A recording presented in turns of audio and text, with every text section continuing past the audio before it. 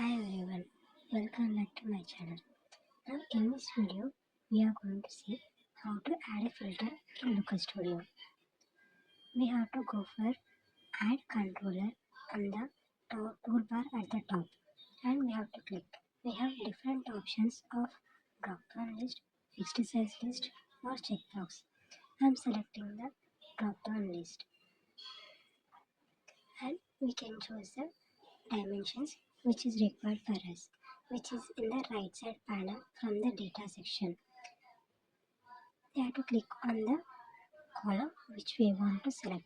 I want to give it for the job title. So I am clicking on the dimensions and selecting the job title. Once we select the job title, we can apply filter for the respective column.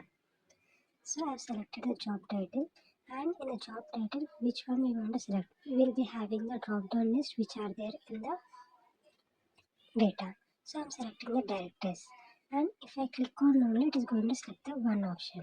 So it is going to display the data with the which are in the job title of the directors. In this way we can add a filter to the report which helps us to refine the data and displays only the relevant information. This is the easy way for adding the filter in the Looker Studio. Thank you for watching the video.